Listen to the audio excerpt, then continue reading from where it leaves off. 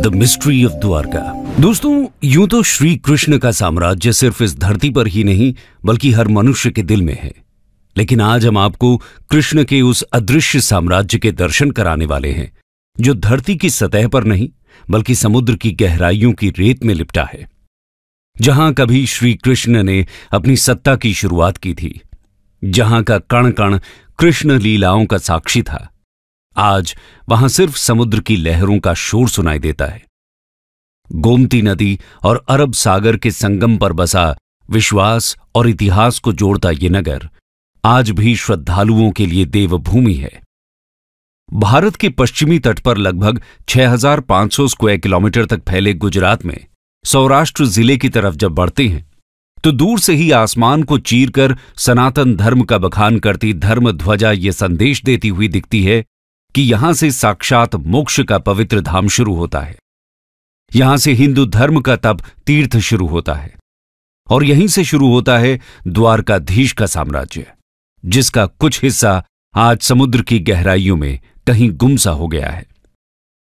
आज हम आपको श्री कृष्ण के द्वारका शहर की खोज के विषय में बताने वाले हैं, जो अद्भुत है, अकल्पनीय है, अविश्वसनीय है, जिसे स्वयं श्री कृष्ण ने बसाया था, जहां पर वो अपनी प्रजा के साथ रहते थे, जहां उनका राजपाट था। लेकिन आखिर ऐसा क्या हुआ था कि ये पूरा साम्राज्य समुद्र की अनंत गहराइयों में समा गया? तो चलिए जानते हैं इसके पीछे के रहस्य को। The sunken city of Dwarka, a legend और अ मिथ। कई द्वारों का शहर द्वारका भारत के 7 पवित्र तीर्थ स्थलों में से एक है। यह न केवल धार्मिक रूप से बल्कि पुरातात्विक रूप से भी महत्वपूर्ण है।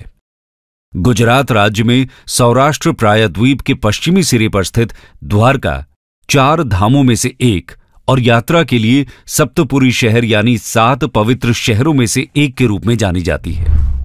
हालांकि द्वारका की पौराणिक और ऐतिहासिक पृष्ठभूमि रहस्य में डूबी हुई है। इसकी पौराणिक पृष्ठभूमि को देखें तो हम पाएंगे कि भगवान विष्णु के 8वें अवतार कृष्ण ने इसे बसाया था। श्रीमद् भागवत के पवित्र ग्रंथ के अनुसार कृष्ण का जन्म मथुरा की जेल में हुआ था, लेकिन उनके पिता वासुदेव उनकी सुरक्षा को देखते हुए उन्हें गोकुल ले आए, जहां उनका पालन पोषण हुआ, जहां वो गोपियों और राधा के साथ रासलीला रचाते बड़े हुए। वहीं पर उन्होंने अपने मामा और मथुरा के क्रूर राजा कंस का वध किया। कंस के ससुर जरासंध के 18 बार मथुरा पर आक्रमण करने के कारण वो सारी प्रजा को लेकर पश्चिम की ओर निकल गए, जहां पर भगवान श्री कृष्ण ने एक द्वीप शहर स्थापित करने का निर्णय लिया। पौराणिक ग्रंथों की माने तो श्री कृष्ण ने द्वारका बसाने के लिए समुद्र देवता से जमीन ली और महान आर्किटेक्चर विश्वकर्मा से रातों रात द्वारका का निर्माण करवाया। विशाल दीवारों से घिरी ये नगरी वास्तुकला की बेहतरीन मिसाल थी। धन दौलत से समृद्ध इस नगर के दरवाजे सोने के थे। हिंदू पुराणों की माने तो द्वारका का निर्माण कृष्ण ने कुशस्थली नामक स्थान के निकट किया था। शहर तेजी से उभरा। इसमें लगभग 900 महलों में हजारों लोग रहते थे। शहर पूरी तरह से किलेबंद था और केवल जहाज द्वारा ही यहां तक पहुंचा जा सकता था।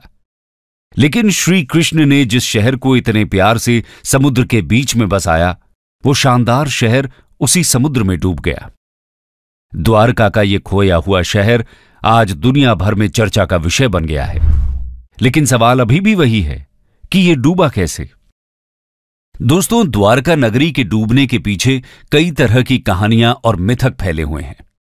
महाभारत के अनुसार श्री कृष्ण पांडवों की तरफ से महाभारत के युद्ध में शामिल हुए थे और इस युद्ध में पांडवों की जीत हुई थी और कौरवों की हार।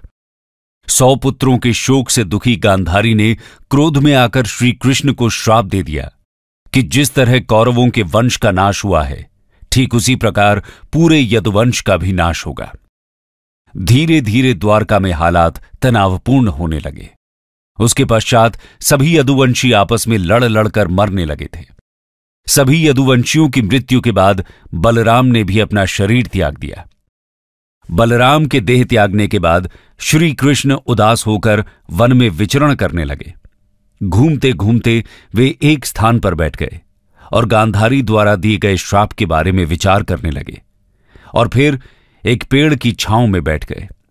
इसी समय जरा नामक एक शिकारी का बाण उनके पैर में आकर लगा, जिसने दूर से उनके पैर के अंगूठे को हिरण का मुख समझकर बाण चला दिया था। जब वो शिकारी शिकार उठाने पहुंचा तो श्री कृष्ण को देखकर क्षमा मांगने लगा। कान्हा ने उसे अभयदान देकर देह त्याग दी। अर्जुन को कृष्ण के देह त्याग का जब संदेश मिला तो वो बहुत दुखी हुए।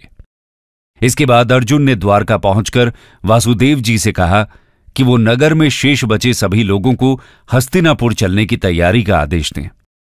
फिर अर्जुन ने प्रभास क्षेत्र जाकर सभी यदुवंशियों का अंतिम संस्कार किया। अगले दिन वासुदेव जी ने प्राण त्याग दिए। उस पर उनका अंतिम संस्कार कर अर्जुन सभी महिलाओं और बच्चों को लेकर द्वारका से निकल गए। जैसे ही उन लोगों ने नगर छोड़ा, द्वारका का राजमहल और नगरी समुद्र में समा गई। प्रचलित कहानियों के मुताबिक माता गांधारी के अलावा दूसरा श्राप ऋषियों द्वारा श्री कृष्ण के पुत्र साम को दिया गया था। दरअसल एक बार महर्षि विश्वामित्र, देवऋषि नारद और कण्व द्वारका गए। तब यादव वंश के कुछ लड़के ऋषियों के साथ उपहास करने के प्रयोजन से श्री कृष्ण के पुत्र साम को स्त्री वेश में ले गए और ऋषियों से कहा कि यह स्त्री गर्भवती है, आप इसके गर्भ में पल रहे शिशु के बारे में बताइए कि क्या जन्म लेगा। ऋषियों ने अपना अपमान होता देख श्राप दिया कि इसके गर्भ से मुसल उत्पन्न होगा और उस मुसल से समस्त यदुवंशी कुल का विनाश होगा।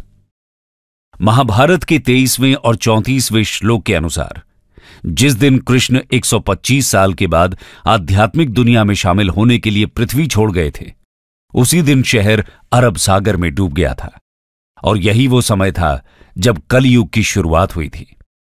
समुद्र के देवता ने भूमि को एक बार फिर से वापस ले लिया, द्वारका के खोए हुए शहर को डुबो दिया, लेकिन भगवान कृष्ण के महल को बचा लिया। यह भी कहा जाता है कि खोई हुई द्वारका नगरी पर एक उड़ने वाली मशीन जहाज द्वारा हमला किया गया था। यह लड़ाई एलियंस सिद्धांतकारों की रुचि को बढ़ाती है, क्योंकि ऐसा लगता है कि यह लड़ाई तकनीक और शक्तिशाली हथियारों के साथ लड़ी गई थी।